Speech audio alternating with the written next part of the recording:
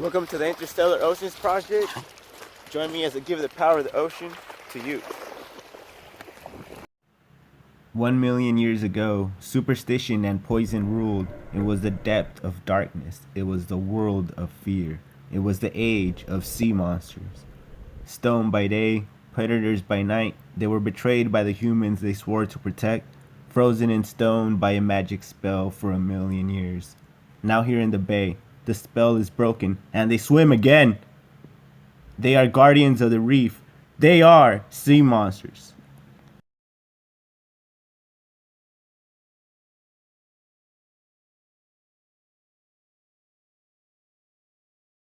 What's up, my sexy people? This is Henry. This is my little 2-gallon aquarium that I've been working on. So if you look at my little aquarium, I'm gonna start off with the most important and then work on my way to the corals and such. So if you look at my rock, I started it off with just pure white base rock, but right now my rock's all purple and it looks really nice. It takes time to develop the rock to look like this. This rock, or this tank's been set up for 10 months now, and it's been sitting under this light consistently. I was gonna go bare bottom with this aquarium, but if you look, I added some black sand. I went with black so it doesn't take away from the visual of all the corals and such. Personally, I really like the sugar fine white sand. I think the finer the better, and visually it looks to me. For filtration, this aquarium actually has a built-in filtration in the back. I usually call these sumps, but people sometimes refer to these tanks as all-in-one aquariums. So the first coral that I added to my little reef ready tank are these little rostozoas. I only started with 2 polyps and then they started multiplying like crazy. Well, not really, it took some time. Rostas tend to multiply slower than other rostozoas, but they still multiply faster than most coral. In every aquarium, you're gonna have an algae problem. It didn't go away until I added the hermit crabs and all the snails. Personally, I'm more of a snail guy. I like the hermit crabs and true crabs, but the only thing is I don't like having any snail shells in the bottom of the sand for the hermit crabs to switch cells when they grow. In time, when I started adding different corals, I noticed one of the corals eventually got my rostozoas infected, and I lost the original zoas, but right now I have all these little clone daughters, and I'm just waiting for these ones to start multiplying again, and it's gonna take over because some are actually pretty much touching the rocks now, and I'm just waiting for that one to grow, and it'll be easier to swap the little frag of tile rather than moving the whole colony. All right, so for my next coral, I added some frog spawn.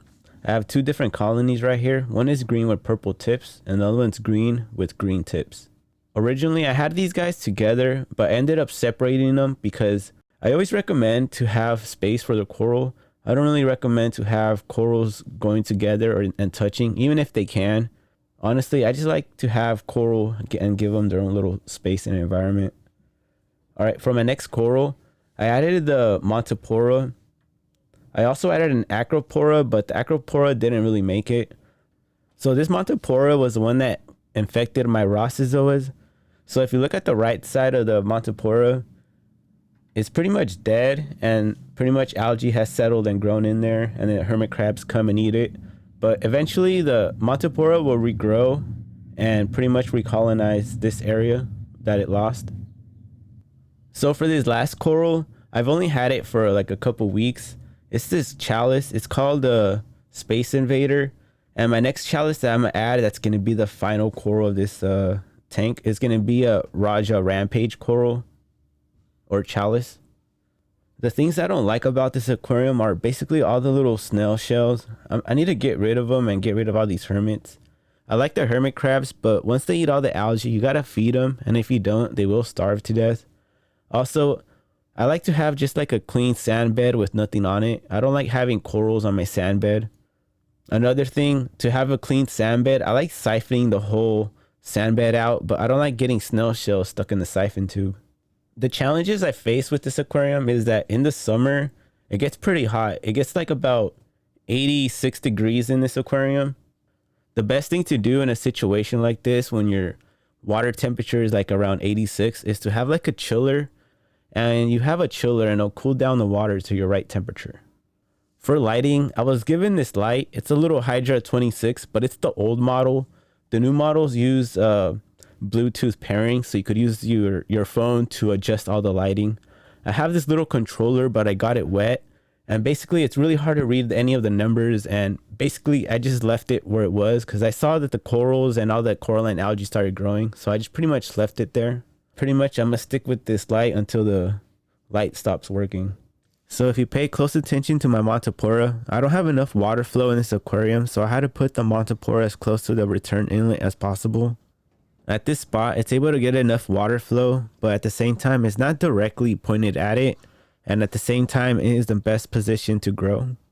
If you paid close attention, I had a little acro in the back, and it didn't have enough water flow as acros need even more water flow, and pretty much it passed away, so I replaced it with the little chalice that I got. And like I said, the final chalice that I want to add is a little Raja Rampage. I don't really dose anything. Like I said, to my top off water, I add a little bit of hydroxide and carbonate. But sometimes I do add a little bit of trace elements and amino acids, along with a little drop of iodine. So if you see any of the hydroxide or the carbonate that hasn't dissolved, it's because you added way too much, and you might want to dilute that in more fresh water. When the tank evaporates, I just add some of this fresh water to your aquarium, because remember, the salt doesn't evaporate and it just gets more concentrated in your aquarium. So my plans with this aquarium is to let all the corals grow, but this tank is pretty much all done. I just got to make sure the corals grow and get that Raja Rampage that I really want. And hopefully these new chalices would actually make it. But as far as these 4 coral, they seem to be that well established and thriving in the aquarium. So if you want to get similar results, I could definitely help you out. It's pretty easy, and I'll show you guys what to do. And I just want to thank you guys for watching this video, and thank you for inviting me to your home.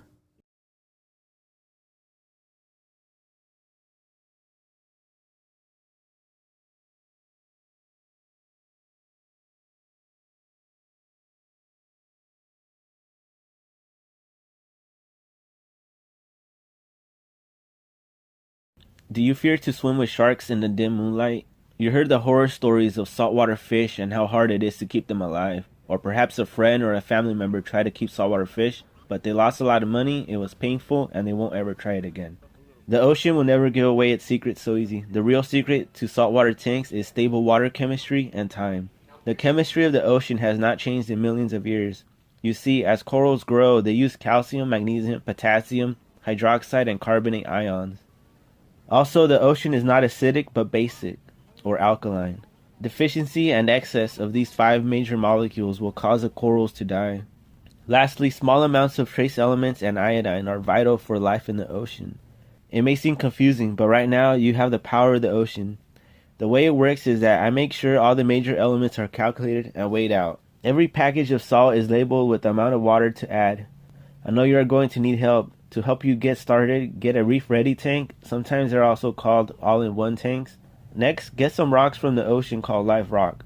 The last step is to get your saltwater ready. You can order my salt at my website or by contacting me. If you like, I can help you set up the saltwater fish tank. When I first started, there was no YouTube and I had to read everything. Now you can watch one of my videos and pretty much know what to do.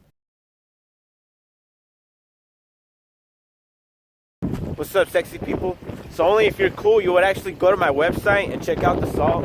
If all your fucking saltwater fish are dying, it's because your shit sucks. Just use my product. Thank you for watching.